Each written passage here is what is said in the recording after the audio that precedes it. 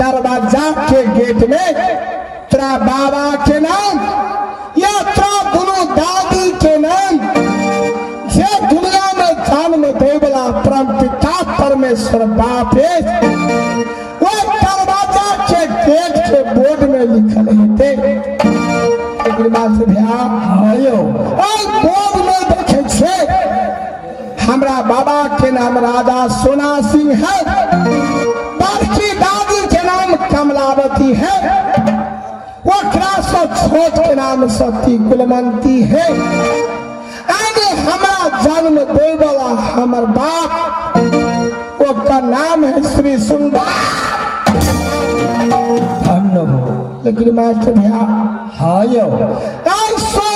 पूर्व महल में ने बड़की माता के देखे छे या कोई मंत्री मंडल के देखे छे मास्टर भैया जी केकरा से कथी पूछिए और केकरा से कौन गप हम करिए भैया।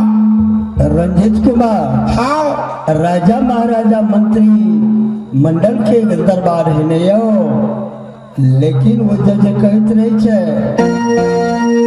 सब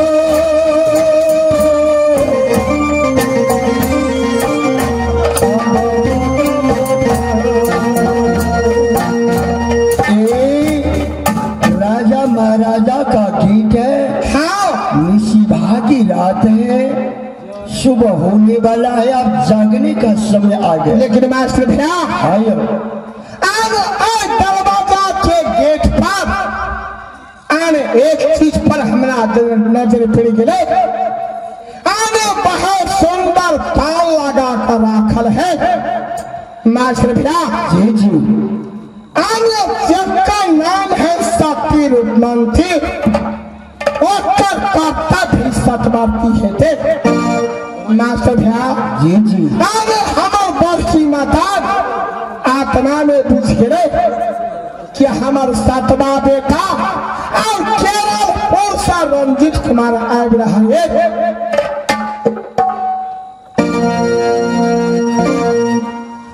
या पान खेते सीधे लाल हेते हमरा सामने में ओते या हमरा चरण के या प्रणाम मास्टर भैया। और पान के देखे जय समानी पान के अनहार या भगवान शंकर जय दिन में अमृत फल बटल के ना या पान हमरा नजर में बुझाइए।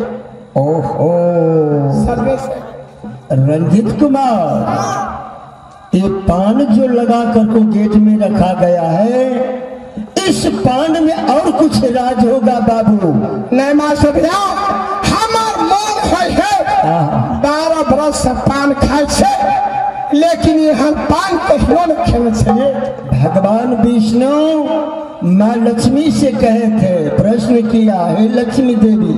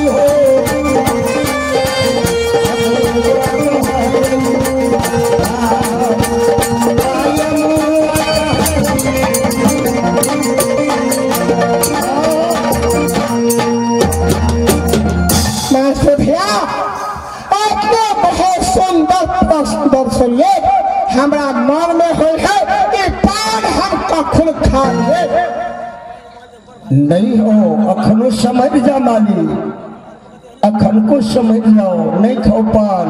लेकिन मां सभ्या हाँ ये पान हमरा आत्मा में केना बुझाई है, अमृत समान है पान, खाए रहा के इच्छा।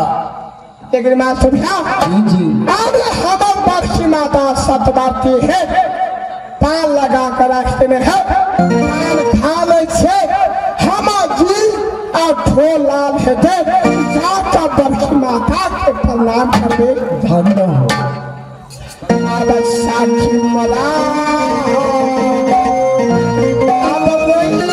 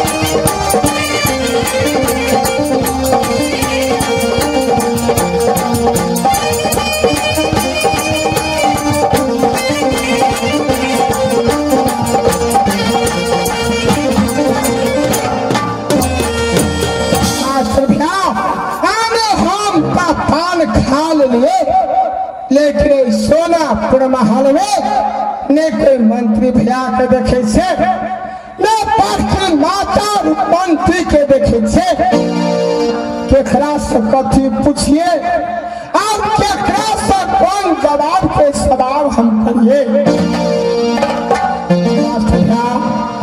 और हमरा आत्मा में कुछ बुझाई है देखे चल आया बुझाई एक दरबार में एक आदमी और देश के सोनापुर के मंत्री छे हमारा कल के मलकार खरा ड्यूटी पर बोला वो बड़े से भैया तू सोनापुर महल के आने के पी बोली छहा हम मंत्री छे पूरा अधिकारी हम आने ने भाव देश के क्या सिरहा जिला के ना हम सोनापुर राज के महल के आने मंत्री साहब तो हमरा कुछ नहीं छहा ना सुना भैया आने ई देश ई सोनापुर घाट या महल हमरे तोहर ना तो अकेला के बोलो ले हम तोरा चिन्हा छियो पता रहे छे नहीं रहे छे तू जबरदस्ती कभी सोनापुर महल बाई सुना भैया आने हमरा बाबा के नाम है राजा सोना सिंह। सही बात हमरा पूर्णा मालिक के नाम है सोना सिंह आने हमरा बाबू के नाम है सुंदर कुमार। सही आगे हमरा माथा पर के नाम है शक्ति रूपमंत्री। सही बात हमरा मालिक के नाम है सुंदर कुमार मालिकान के नाम है सती रूपमंत्री लेकिन बउआ के छे नहीं जे हमने चिन्ह दिया सुना भैया आगे महल के अंदर में जाओ आने हमरा पर की माता के कन को समाज कहवा नहीं हे मिलकर के सतवा बेटा केवल पुरुष रंजित कुमार याले ठीक है मिलकर के बोला सखल हमर माता बड़की समाज बुझते भाई पदा के बेटा बेटा कहते ठीक है जैसे मिलकर के बजा चलो बजा आप कहीं को तलई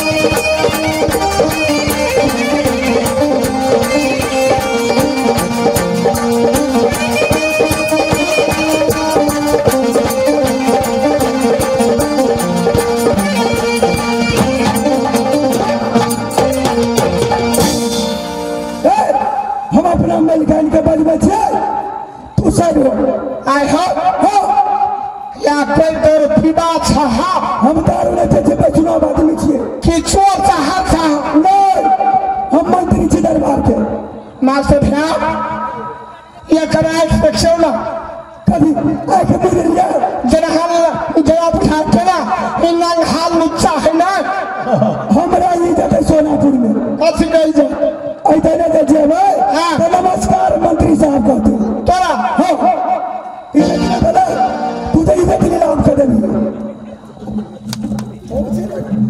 मलकान कथी मंत्री बाबा मलकान है बेटा का छोड़ा है हाँ कहे हमारे घर केरल पुरियाज अच्छा हमारा नाना के नाम केरल सिंह हमारा माता के नाम मधु कुमारी है एकरा तो हमने चिन्ह छे मधु कुमारी के बेटा है हाँ बजा बता ए बता बोले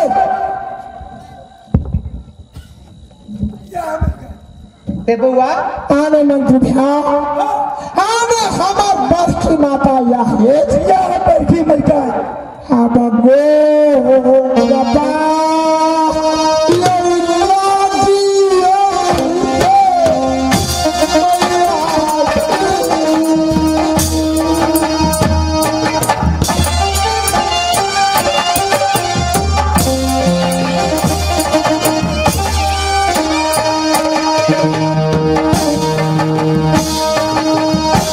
आप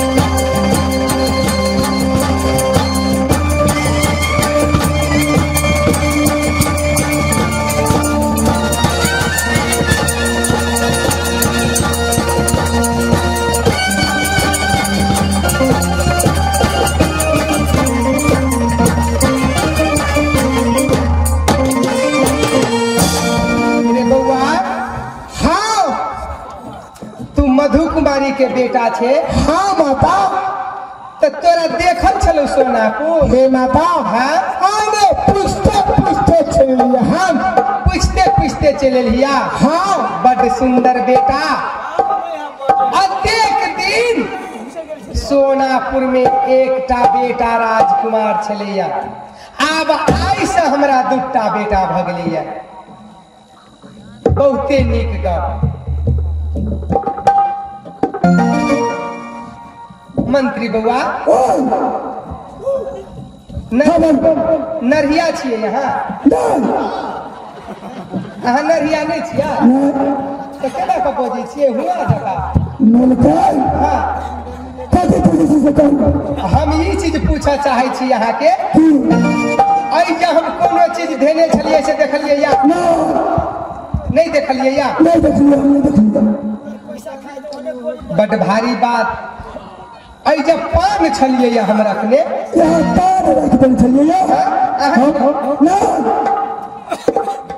अहाँ नहीं खेलियै या?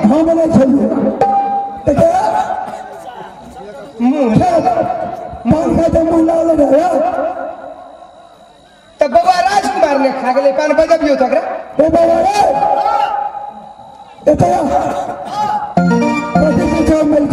बउआ रे ये जे हम कोनो चीज धेने छलियै से देखलिया? कौन हम चीज धेने छली? आई जे हम पान छलियै या धेने, तब पान हम नहीं खेलिए। खा लेने है भीतर ना तो ई पान के कौआ चील खा गेलै कि हवा बिहार बहले उड़िया गेलै? पान तू नहीं खेलिया? देखियो तो ओकर मुंह खोली का मलकन पान नहीं छने दो। पान जो हनी खेने तो पान की भ गेलै? आने मंत्री भैया के फज गज कर रहे।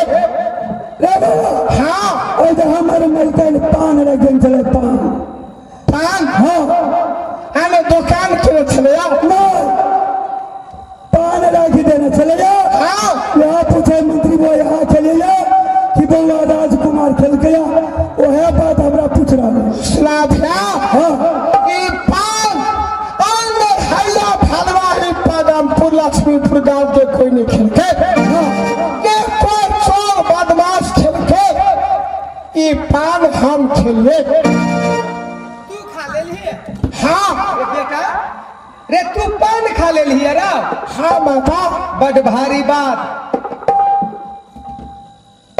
ई साधारण पान कोई पनवरिया दुकान के पान नहीं छलैया बेटा, ई पाकल बीरा पान छलैया। हे माता, आने 14 बरस सब पान खाए छलिए। हाँ जे पान हम आए खेलिए ने, हाँ वो पान के स्वाद के हम छला जय समान अमृत फल या भगवान शंकर बटन के ना वो समान या पान। रे बेटा ई साधारण पान नहीं छलैया, पाकल बीरा पान छलै बेटा। आई पान में शर्त छलैया, जे केओ ई पान खेतै ना ओकरा पतालपुरी जाय पड़तै।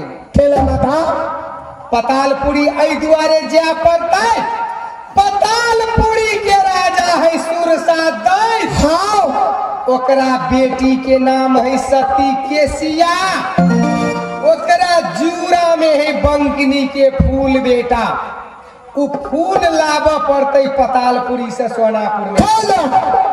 तोरा पिताजी के कोर कुष्ठी फूट गेल है, उ बंकनी के फूल जे केओ लौते ना आधा पीस का मलहम जका बदन में लगा देते, आधा पीस का दवाई जका पिया देते, तोरा पिताजी के कंचन गात भ जेते।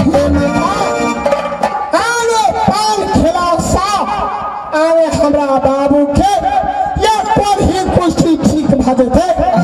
एकदम खुशी के बात रे बेटा हम जब पतालपुरी या पतालपुरी से या बंकनी फूल रे बेटा। हाँ आई घर में तोरा से जेठ एकटा तोहर भैया से हो है। हाँ भैया जरा मिलल ही ना? हे माता, हाँ आने भैया हमर माता कहल गांव के बेटा आने तो से जेठ भैया राजकुमार है कल भैया सब मिला देती ना हमरा आत्मा अंतुष्ट होते। एकर मतलब मधु कुमारी तोरा सब चीज कह देने हो। हाँ रे बेटा राजकुमार एकरा चिन्है छी ले हे माता एकरा ने चिन्है छी। छोट भाग है तोरा दुट्टा माता जी हमरा कोई से तोहर जन आई बेटा के मधु कुमारी के कोई से जन हम 203 छिए जेठ हम छिए आ छोट एकर माता भाई जरे मिल ले बेटा। भैया राजकुमार हाँ भाई रंजित कुमार वास्तव में भगवान श्री राम तेरा माता और पंथी के कोई सा जन्म देना हाँ लेकिन भगवान राम हमें जन्म दे है माता मधु कुमारी के कोई सा। लेकिन भैया हाँ मातार भला हमरा तोरा लिए जुटा लेकिन बाप एक है नहीं। हाँ भैया राजकुमार आने पास की माता पाकल बिना पान रखने से जे कोई पान खेते पतालपुरी जाते करते रानी के सिया के जुड़ावे है बंकनी फूल। भैया हाँ ये पान हम खा लिए पान तो खा लेना बहुत खुशी की बात भाई रंजित। लेकिन भैया हमर शुरू के तोरा दुनू के खुशी के बात भ गेल वा हे मान के बात बुझै छी आ दुनू तालू पर करै छै। ई पान के बात हम नहीं बुझे छे हमर भाई रंजित कुमार बुझे है आ ओइ के साथ साथ में भैया राजकुमार भाव सकया हमर तोहर बाप मर जेते गांव समाज के लोग या पुगल हमरा तोरा कहता 100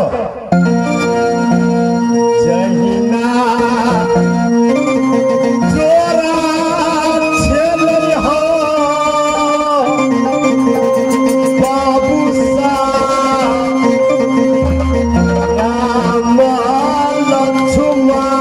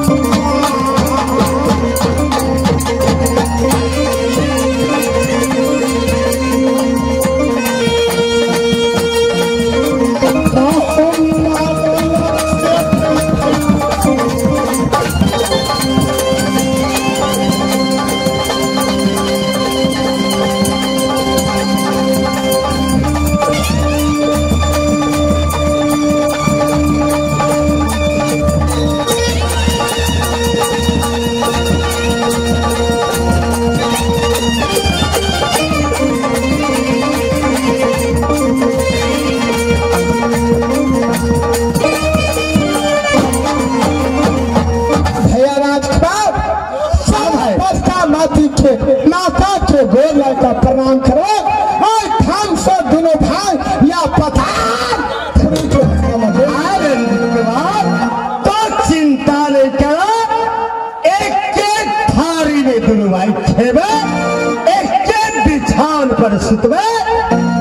जरा आत्मा में कखन को नहीं सोचा कि रंजित कुमार हमर सतवा भाई है। एरे कहल को सोचबे भाई भैया भाई सकैया हम मारल जेबे, हमर माता केकरा बेटा थे बेटा कहते भैया। चिंता नहीं करे भाई रंजित कुमार, जब मरबे तो दोनों भाई भैया चला बड़की माता के प्रणाम करबे या माता से आशीर्वाद लेबे या पतालपुरी के अब मैया हे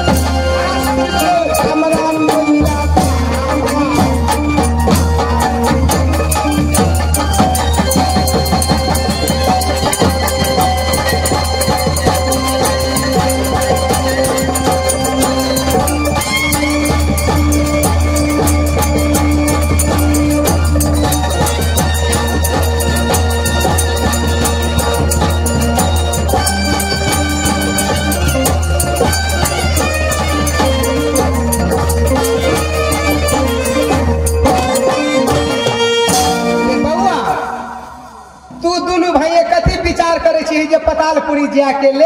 हाँ पतालपुरी नहीं जा देबो बेटा, पतालपुरी जेना आसान बात नहीं है। जे कोई पतालपुरी जेते से जिंदा लौट कर नहीं औते, तई दुआरे से अपने से अपना बेटा के हम मरबोबै ले जा देबो रा। लेना था हाँ बेटा, हाँ सकैया हमर बाबू मिल जेते। हाँ उजरा साड़ी पहना पड़तो या मान के सिंदूर धुआ पड़तो माता। बेटा वो तया मरले है तो वो चल जेते, तू सब तक कम से कम रहबे।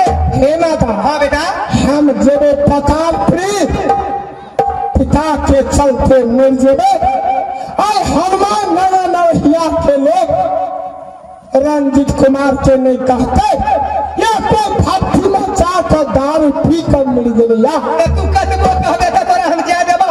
नहीं रे तोरे कहने तोरा जा देबो रा। नहीं जा देबो। नहीं जा देबो रे, अपने से अपना बेटा के मरबोबै ले हम जा देब। भैया हम अपना से अपना बेटा के कहने मरबोबै ले जा दे। आने हमर साथ प्रभा हमरे जन्मली हमरा बुद्धि सिखबे। भैया राजपाल आ भाई पश्चिम माता कहे है तोरा दोनों के नहीं जा देबे। भैया हो हाँ आने हमर साथ प्रभा तो हर साथ हर हमेशा हम पूरा हम आगाड़ी निकले छे हाँ या पछाड़ी से तू साथ प्रिया एकदम साथ पूर्व तू अगाड़ी निकल आ तोरा पाछू। भैया राजकुमार आत्मा में कखन को नहीं सोचा रंजित कुमार हमर सतवा भाई है। ये बात कथन को रेसित में जब माता दूता है पिता एकटा, पिता के चलते में दोनों भाई के जान क्या खतरा में चल जाए। हमारा सखा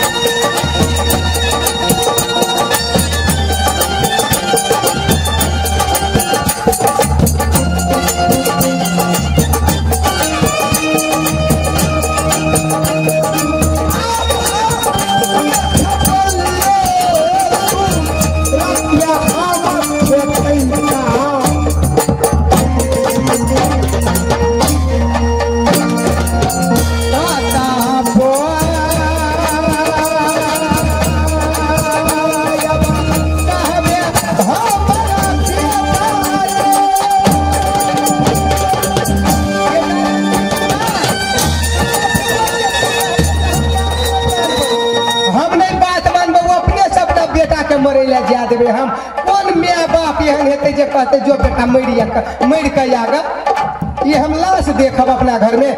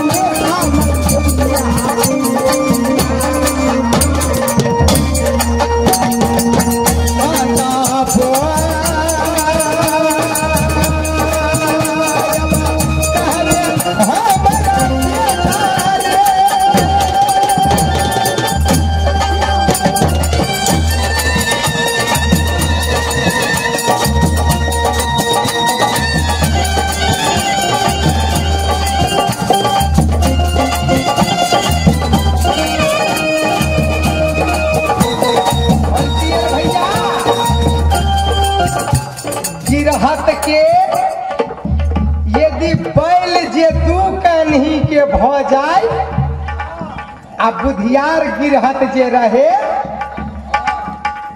तो नगर समाज के नहीं जाना देते जे आई गिरहत के दू रंग के बैल है, कान्ही के छोट ऊंच ले ऊंच है।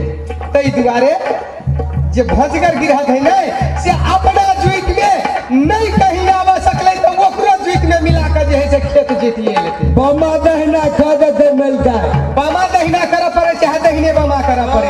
अपना जुइत में जे कहीं नहीं है तो ओकरो जुइत में घींच का यानी मिलाइयो के खेत के समचास करइए पड़े।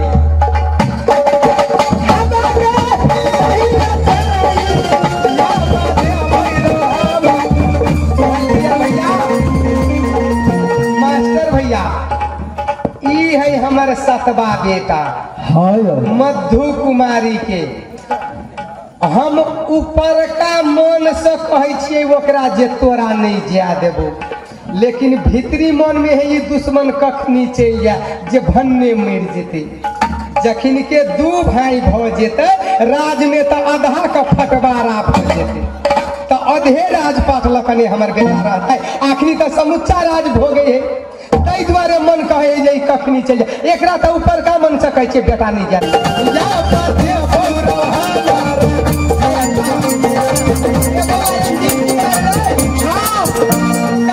जे तू करबी ही नहीं तो अपना जनमल के अपना से मोरे ले नहीं जा देबे। हम नहीं जा देबे तोरा आने हमरो कौन को बचन देबे नहीं देबो कखन को नहीं बचन देबो जे तू मोरे ले तू आने तू नहीं जा देबे ने तोरा जा देबो ने ओकरा जा देबे। खया राजकुमार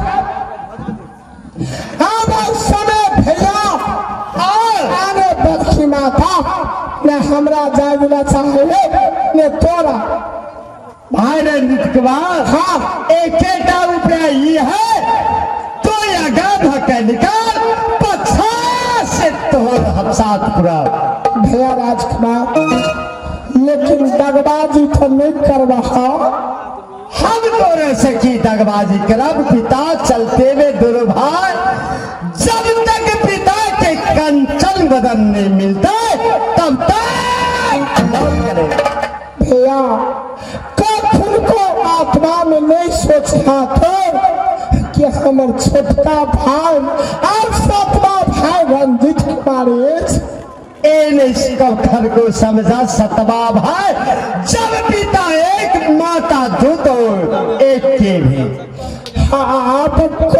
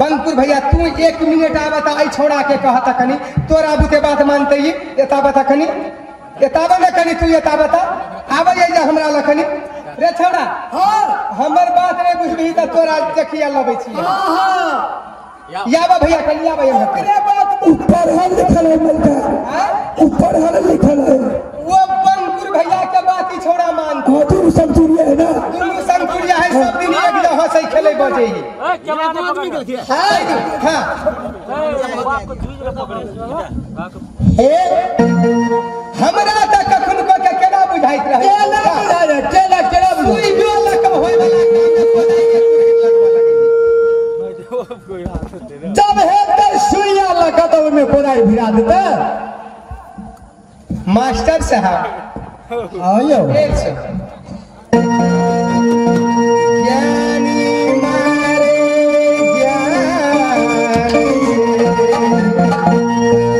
ज्ञानी मारे ज्ञान रे व्योधा मारे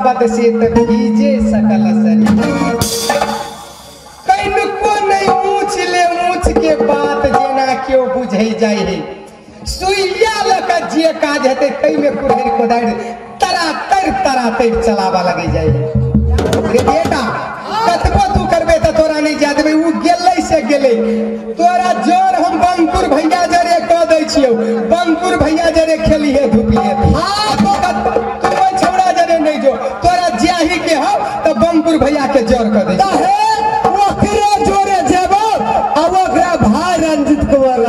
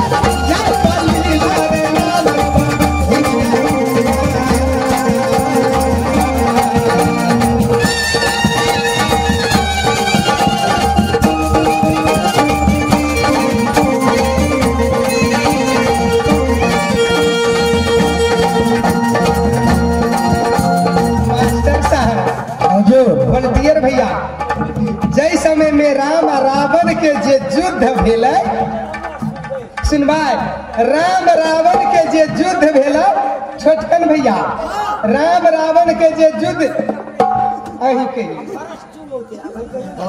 राम रावण के जे युद्ध भेला तो वही समय में राम भगवान लक्ष्मण भाई के कहलकै जरे कनी राजनीतिक सिखियावल तो लक्ष्मण महाराज गेलै आ ओकरा सिन्हानी यानी कि माथा ल बैठ गेलै आ कहे है कि हौ रावण हमरा राजनीतिक सिखा दे हौ रावण हमरा राजनीतिक सिखा दे तो टिक्की पकड़ के राजनीतिक सिखते या कोनो गप हेतै नॉर्मल वह दोबारा कहलकै राम भगवान लक्ष्मण जी के ओना के राजनीतिक नहीं सीखे है केकरो जरे कोनो गुण लेबले जे ओकर प्यार से लियो बादे होई तो कोनो चीज प्यार से करियो ना सब चीज हेतै एकटा फिल्मी दुनिया में है चूस के खाला चाट के खाला चूस के खाला चाट के खाला काट के मत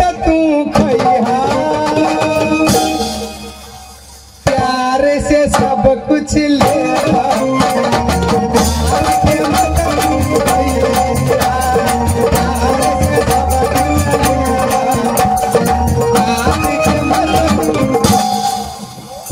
चीज रे बेटा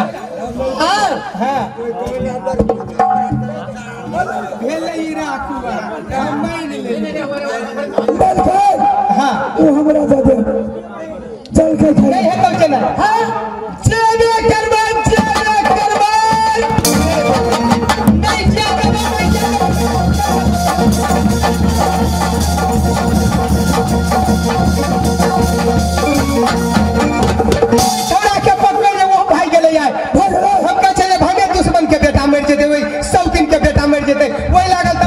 चल गए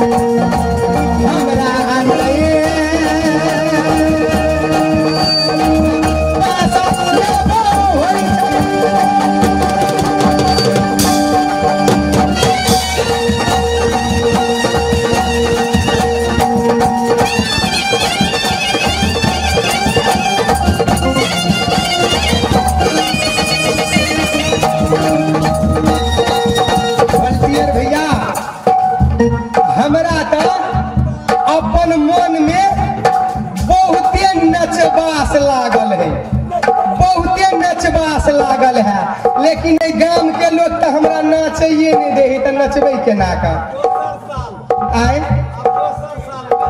हाँ ई सैर नहीं भेला सा नचबास तो लागल है, लेकिन कनिको पैर उठावे छियै नहीं तो चट सनी ठेस लग जाए। ये भैया भागे भागो या पछाई छड़ी जाते ऊपर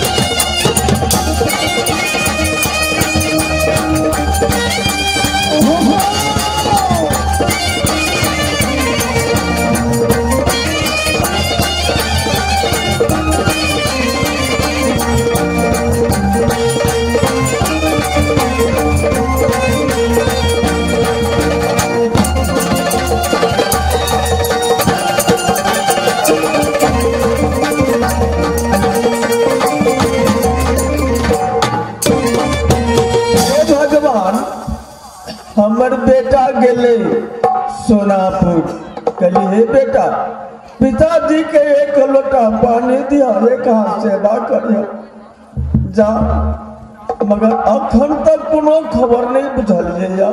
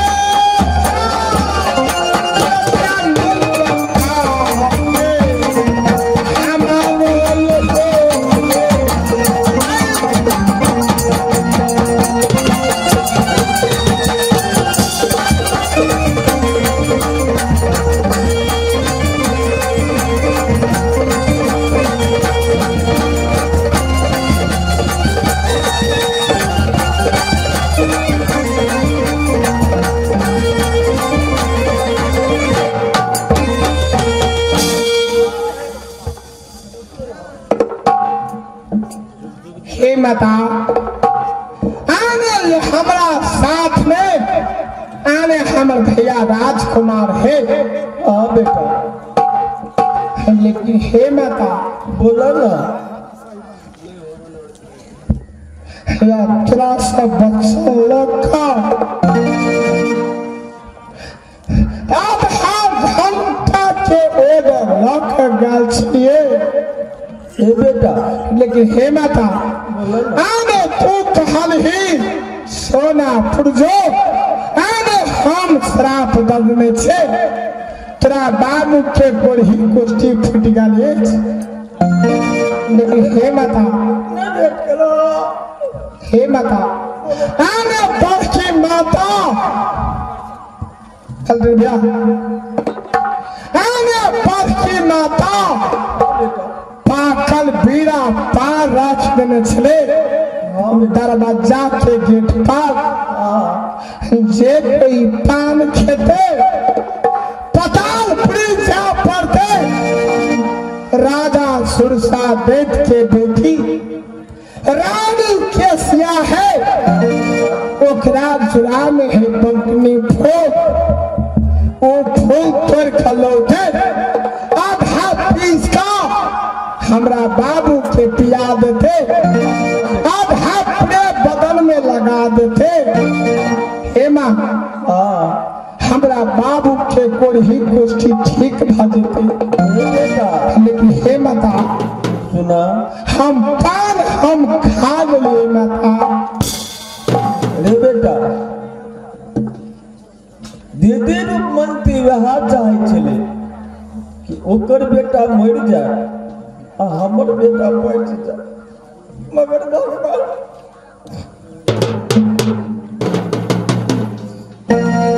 बेटा रंजित कुमार सैया घर में जकर बोल रहे तकरा हरण नहीं होई। लेकिन हे माता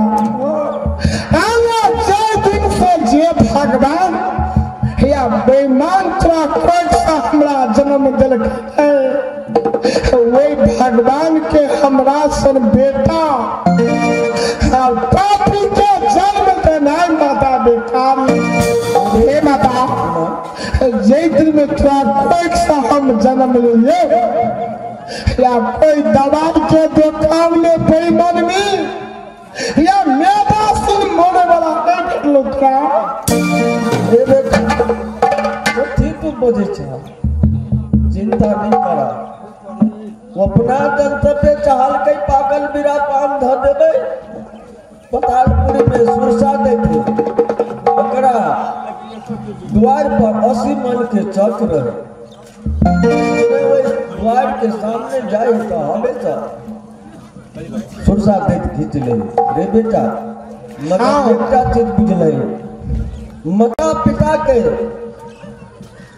सेवा करे के लागी जाए लोग तो कहे गंगा स्नान नहीं, घरे में माता पिता के सेवा कर दो, घरे में गंगा स्नान। लेकिन हे माता हाँ बेटा हमरा अखर केना बुझाई है आज समय भगवान सूरज महाराज के उदय वाला समय भागल है मात्र भैया।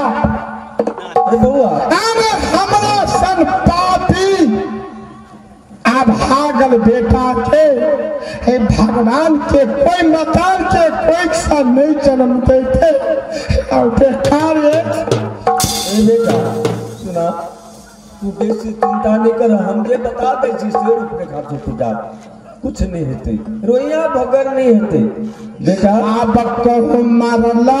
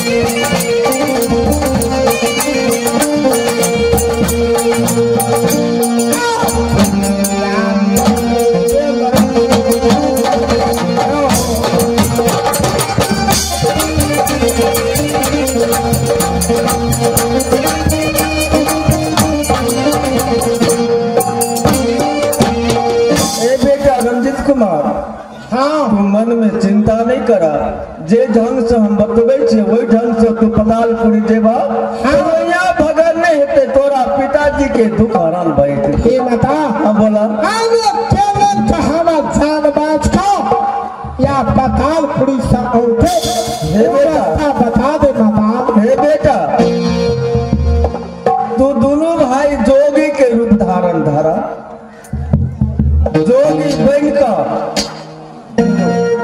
पतालपुरी में जा सुरसा देश के 12 बीघा के फुलवारी है अगबे फूल के रानी के सिया एकेटा फूल पर काटा हुए हाँ रे बेटा हाँ ओ जे 7 गो मलिनिया सब दिन फूल लोढ़ेला बे माला गुथ कर ल जाए रानी के सिया के वही फूल सब काटा कर है जब मलिनिया सब तोड़ा ल जाइयो तो तू मौसी के पुकार लगे तू फुलवारी में फूल के गातर में नहीं कतौ नहीं जी बेटा से दुलारा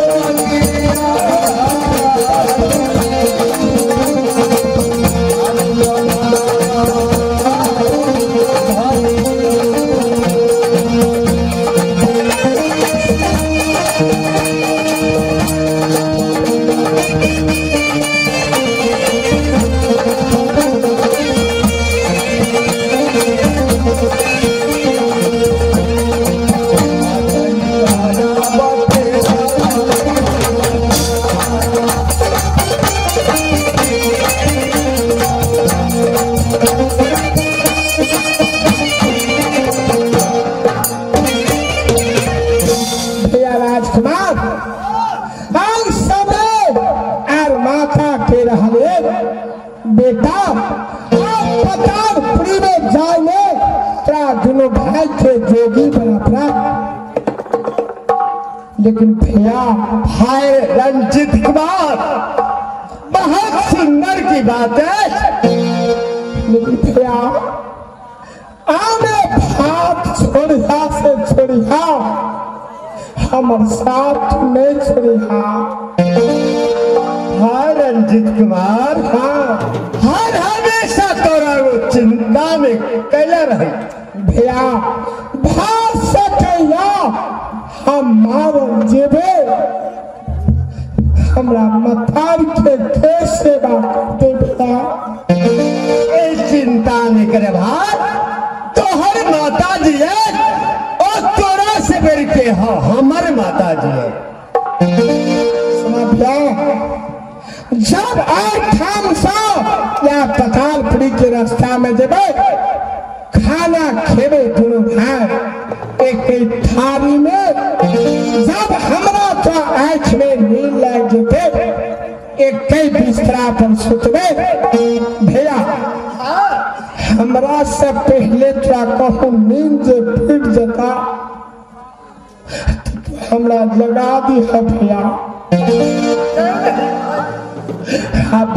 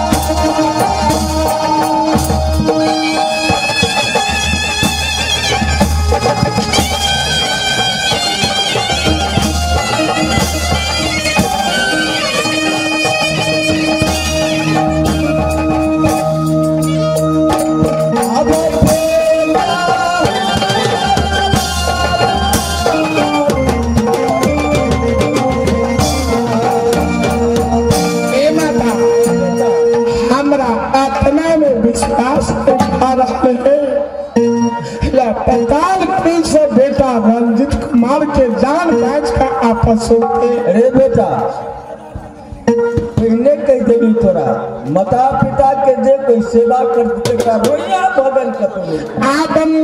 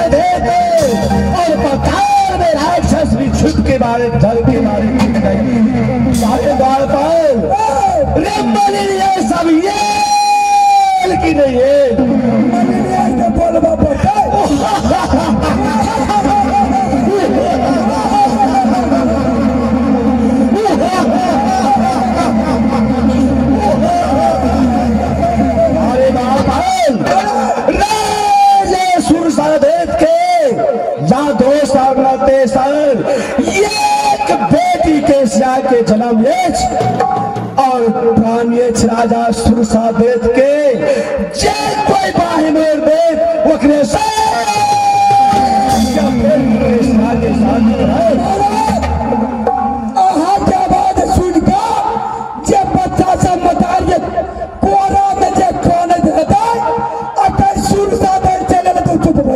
अरे गौर भाई सुरसादेव के देख के और पताल में राक्षस की ढाल के बारे में मालिनिया सब येल की नहीं येल फूल के माला लगे बोल बचिए आप कहता जा के बैठा ले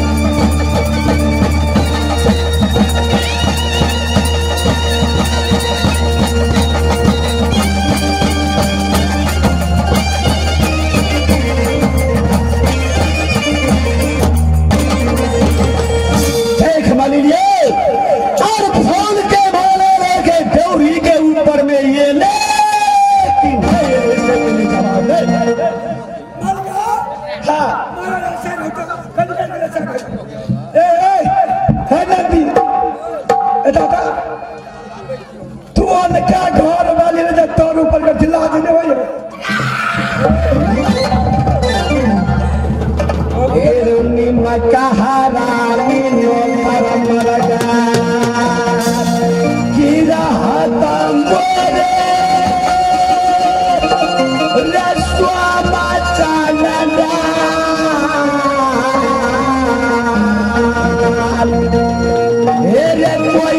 बराबर करेगा मारा जाएगा सुरसात मैया गिरा लगा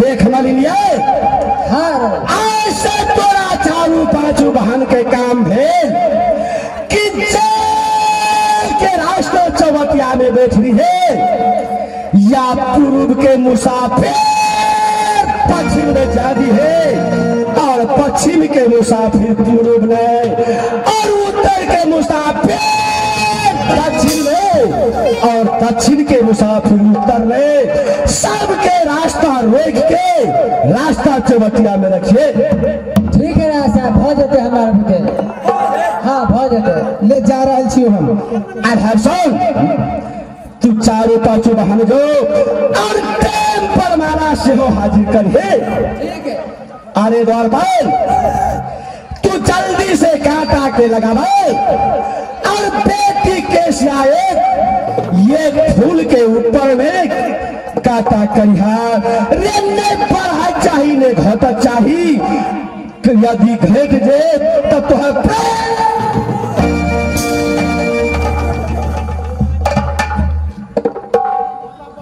सुन हम जा रहे छी ड्योढ़ी के ऊपर में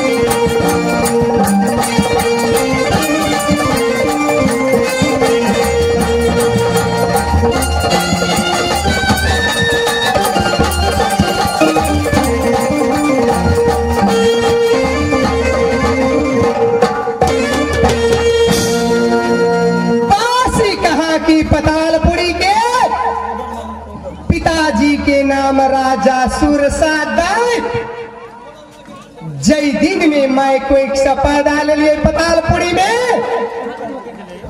हमारा नाम कथी रखल कई भरतियर भैया कहियो ना कहबै तब हेता हता नहीं कह पड़ते कहा पड़ता है आरो बाप रे बाप कहबिए नहीं मास्टर साहेब जी जी बिना खैने छुदहा नहीं मेटे अब बिना देखने नहीं जुड़े हमरा चाले कहबै नहीं ताले केना बुझबै नहीं ओहो में सुरसा दैत के बेटी वो जंगल पधार लोग के बुझे ही कोते यो दैया मास्टर साहब हजूर छियै तो जरूर दैत के बेटी लेकिन श्राप बस दैत कुल में अवतार लो लेने छी यानी कि पूर्व जन्म के आलसी गोस्वामी तुलसीदास बाबा पाती में बतेने छथिन पूर्व जन्म के आलसी हरि चर्चा न सुहाय मास्टर साहब जी जी वही जन्म में हमर चूक भ गेल छै ताहि दुआरे राक्षस कुल में जन्म लेने छी धन्य हो अब हमरे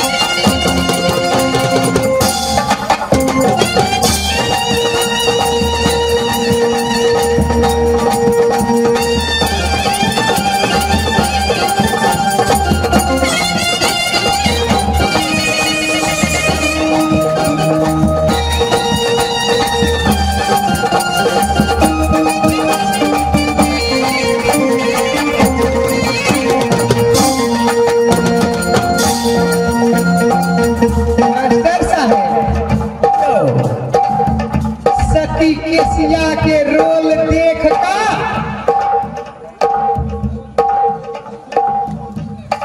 मरद महिला में पार्टनर है कि नहीं होइ छै तो वो हमर पार्टनर छथिन वो हमर पार्टनर छथिन नहीं तो अपने सब मोटर कैला न भरबे कहने महिला में पुरुष में कहने पार्टनर होइ छै आ क्लास संगी रहे है तो नहीं पार्टनर साथी होइ है ए क्लास में न साथी क्लास में दुनू गोरा एके क्लास में पढ़ै छियै कोन क्लास में पढ़ै छियै से बुझै छियै फोन में या सीताराम वाला पढ़ाई में सीताराम के धुन नहीं चले है वही धुन वाला पढ़ाई में दुनू गोरा पार्टनर छियै वही क्लास के हमर नाम केसिया है उनकर नाम विदेशिया हाँ हमार नाम केसिया या पार्टनर के नाम विदेशिया बड़ी मिलाकर मैं बाबू दुनू गोरा के नाम ही रखने मास्टर साहेब हमारे पिताजी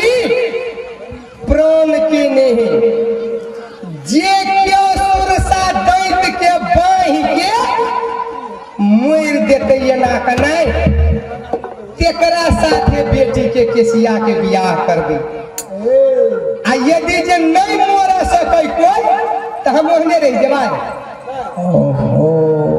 कनी विचार करियो मास्टर साहेब विचार तो नहीं करबे लेकिन एक चीज के सोचा पड़ता है जब हमारे पिताजी प्राण केने है एहन प्राण करक चाही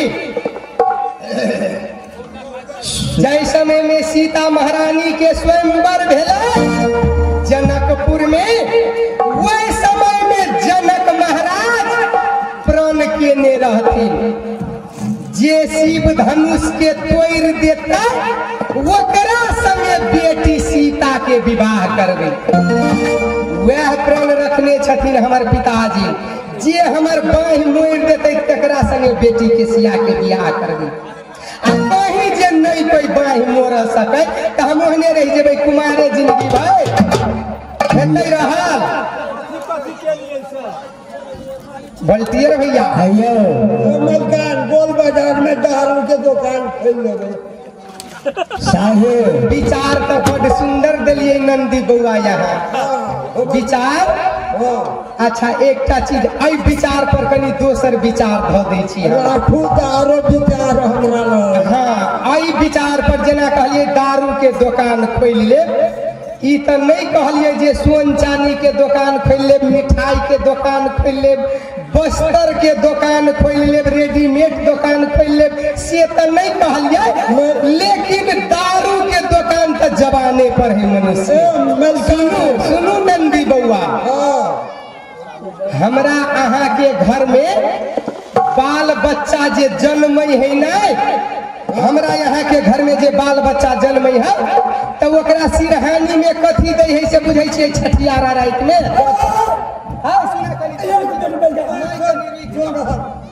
छठियारा रात में स्त्रीगण लोग सब दाई माई सब बच्चा के सिरहानी में कथी दे है?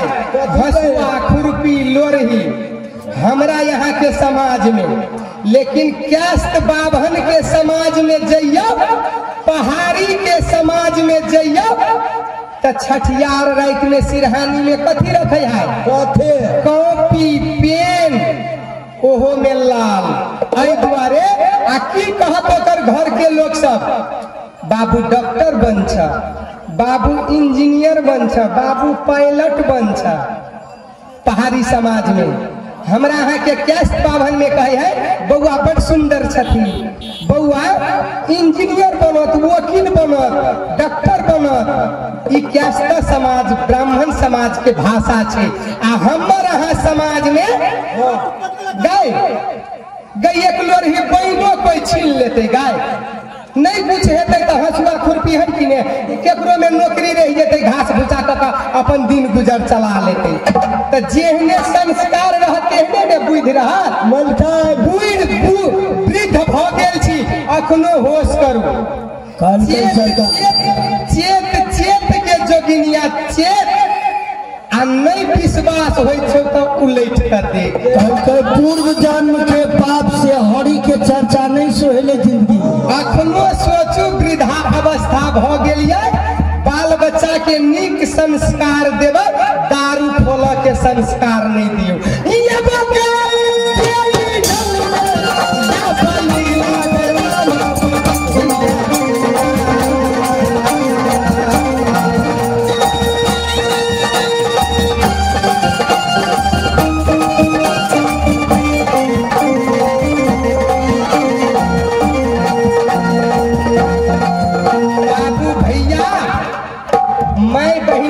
प्रणाम करे छिए। ई नाच जे करे छिए 22-24 बाप ते सब गोरा हिनके जका संस्कारी लोक नहीं छे जे दारुए के दुकान खोल देते, एक लोरही बन कर देते। ई नहीं कहे छथिन जे नहीं किछ हेतै तो पढ़ब लिखब और नीक सा, जे विद्वान है धर्म करू, जे नीक घर पर है कुमार छिए ने, ई संस्कार देथिन से नहीं छै हिनका। आ कहे छै दारू के दुकान गोल बाजार में जाकर खोला ले। फायदा है ओई में फायदा है, सबको दारू पिए। अते कह देल के कुछ बात के असर भेल। मास्टर साहब जुग क्याटा छिए? मास्टर साहब जुग क्याटा छिए? 4टा। सतयुग, त्रेता, द्वापर, कलयुग। सतयुग चल गए, द्वापर, त्रेता चल गए, द्वापर जब जाय लगलै अहाँ के ई कहानी ई सब भागवत जे गांव घर में रचाई छै, जिनका ओठम भागवत होइत हेतै आ जे केओ सुनल जाइत हेबै उनका कहीं ध्यान हेतै। भागवत जे होइत रहे छै तो जब द्वापर जे जाय लगलै ने आ कलयुग के आगमन भेलै तखन में राजा परीक्षित रहे।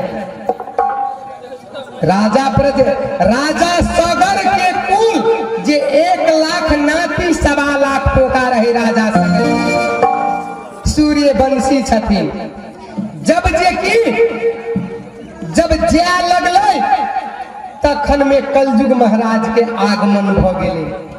कलयुग महाराज चलि एलखिन राजा परीक्षित के दरबार में, अब तो बात मचावा लगलखिन।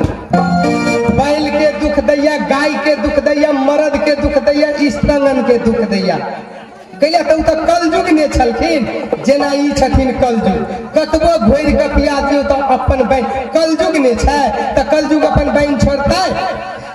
तो राजा परीक्षित कहलखिन कलयुग के हमर धर्मात्मा राज ये, हमरा राज से अहाँ चल जाओ, कलयुग के वास नहीं छै ये राज में।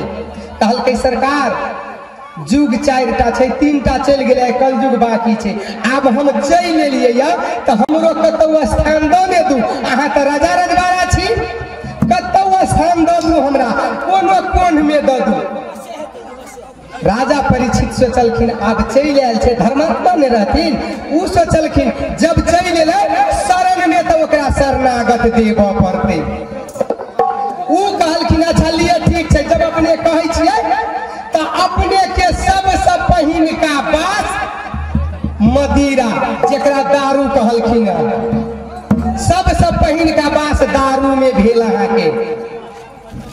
दोसर बास वेश्यावृत्ति, जखन के दारू पीबै मन तो बुद्धि भ्रष्ट भ जेतै, कतऽ जेबै से ठेकान छै। दोसर वरदान देलखिन जे अहाँ वेश्यावृत्ति में जाओ। जब जब वरदान मंगैत मंगैत जे उ दैत रहलखिन, उ मंगैत रहलखिन, अंतिम में कहलखिन सरकार एकटा वरदान हमरो मन से यहाँ दिया। अहाँ 3टा 4टा 2टा 1टा वरदान देली, कम से कम एकटा हमरो मन से वरदान दिया। तो कहलकै की तो सगतन तो अलीने चीज में देली हमरा, निम्न चीज ने दारू है, ने माछ मदिरा है, ने वेश्यावृत्ति है, कोनो एकटा नीक चीज में दऽ दिए जे हमहूँ कहीं सुधरि जायब की। तो कहलकै ले बाज आब तू ही बात। तो कहलकै हमरा सोना में बास दऽ दिया। सोना जे दाई माई सब पहिरे छथिन सोना, वही सोना में बास दऽ दिया। राजा परीक्षित बिसरि गेलखिन, और कहलखिन एक मस्त लिया सोनो में बास भ गेल। कलयुग के जब दऽ देलकै वरदान, कलयुग महाराज छरैक कऽ ओकरा सिर पर बैस गेलै। सिर पर एहि दुआरे बैस गेलै सोना के मुकुट रहथिन लगेने राजा परीक्षित। सोना में तो बास मंगने रहे ने कलयुग महाराज, आब वो छरैक कऽ बैठ गेलै मस्तक पर, मुकुट लगेने रहथिन, वही मस्तक में बास भ गेलै। आब तो राजा परीक्षित के बुद्धि भ्रष्ट कऽ देलकै कलयुग। ओहने बुद्धि भ्रष्ट अहाँके दूर छी, दूर छी, दूर छी। आब वो कम से कम चेतू।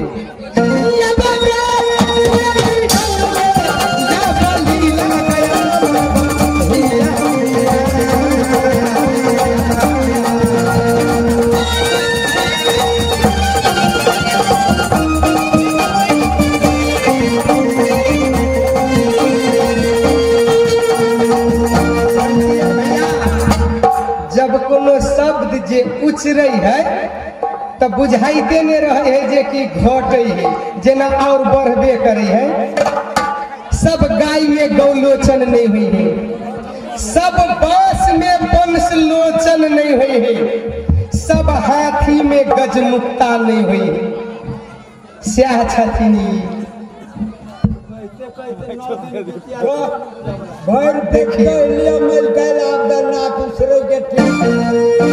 केकरो जे जन्म गेलै तारा गाछ, तब ओकरा देह में रहे भेल हौहट खौसी, आ ओकरा जन्म गेलै तार के गाछ। तो वो की कहे छथिन जे भन्ने तार के गाछ जन्म गेल, ओहि में खोच खाच है, देह के रगड़ा में तो निमन ने है। तो वह गाछ जन्म जाओ, कतबो गाछ जनबो तो कहते छाई रे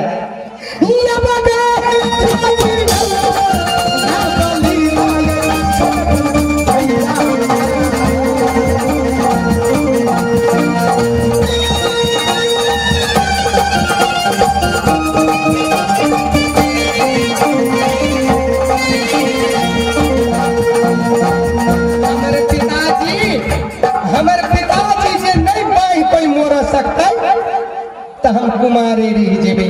तई दुआरे सती केसिया जब 5 बरस के उम्र जे जे भेलै नहीं, जब किछ का बुध अकील जे होबऽ लगलै, जेकरा नहीं निक लगैत हैत नहीं तो हमरा इशारो से कह देब तो हम छोड़ देबै या चल जेबै। जेकरा नहीं निक बुझाइत हुए हमर बोली बचन था कैला तो नजर हमर जे है ई नाचे पर नहीं है, दर्शकों पर नजर है हमर। जेकरा बुझा जे ई नटुआ नहीं निक बाज रहल है, ई चीज बुझ लिया, ई नाच धार्मिक सामाजिक आ घर व्यवहार में मिले वाला नाच है, जे हमरा अहाँ के घर में बीत रहल है तई घटना पर आधारित ई नाच है।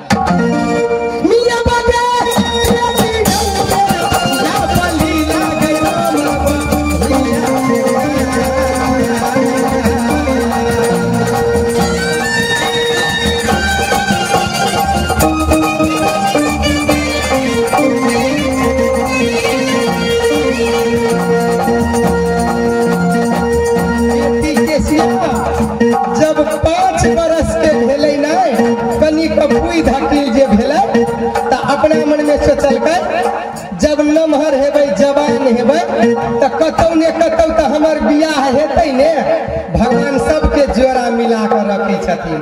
तो ताहि दुआरे व्रत पबनी उपवास करऽ लगलियै। कोन कोन व्रत पबनी उपवास के लिए से बुझै छियै नंदी भैया? हौ 12 बरस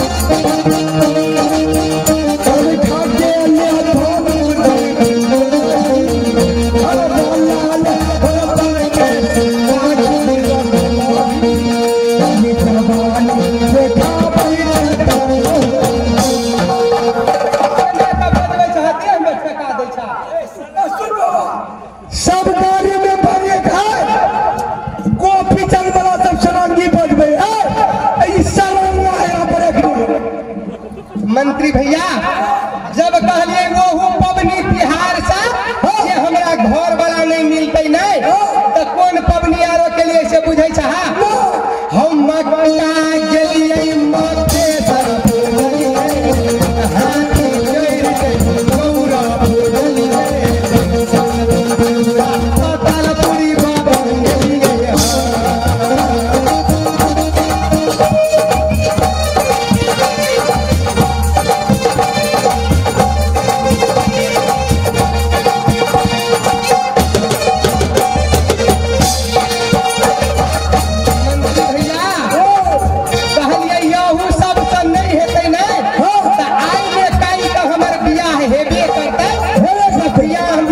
सास ससुर केहन खाट पलंग दे, केहन ओछैन बिछैन दे, से नहीं तो अपना मन पसंद।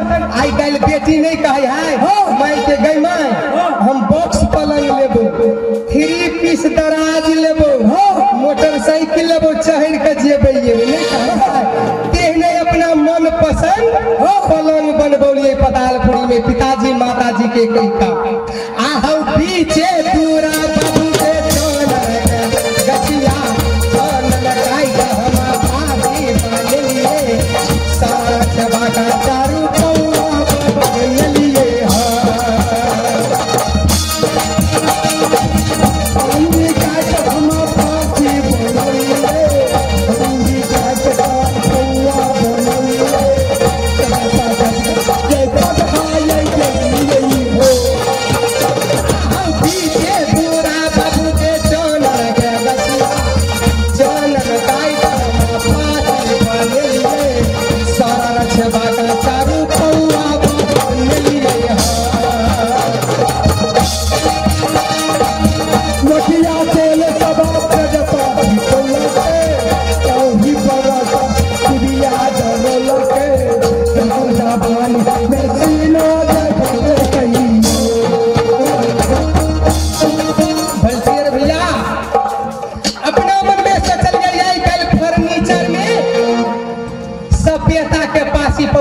पलंग बना कर बेच ले व्यापारी सब।